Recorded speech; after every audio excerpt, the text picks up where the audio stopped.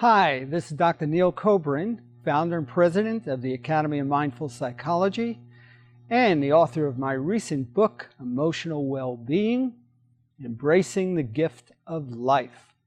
But you can find out more about that on my website, www.emotionalwellbeingbook.com. Don't forget the book. I've said throughout the years working with various clients, I'm a psychologist, that every behavior must be viewed within the context in which it takes place. So let's think about what that means. Every behavior must be viewed within the context in which it takes place. Context is a fundamental stage in which our life takes place. Everything that we do is influenced by the context in which we experience something and the context in which exists that allows us to behave a particular way.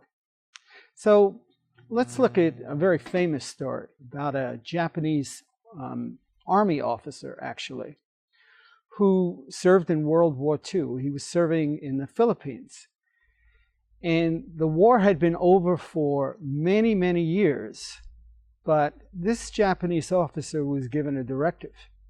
And the directive was never surrender. Never surrender until a superior officer tells you to surrender. So this officer went deep into the mountains of the Philippines and actually wasn't discovered and didn't come out of the Philippines until 1974. Think about this. So the war ends in, 45? And this is nearly 30 years later. He continued his fight. In fact, he had some problems with some of the villagers, shooting at them and so on. But in his mind, despite leaflets that had been dropped, saying the war was over, his context was the war was going on.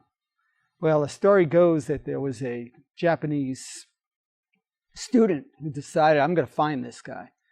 And he went off and he found this lieutenant and tried to convince him that the war was over, which of course he would not listen to. So he went back and found one of his superior officers. They traveled back to the Philippines. The superior officer said to him, I honor you for what a great job you've done, and I now order you to surrender your weapons, at which point he did. Bottom line is, context is everything.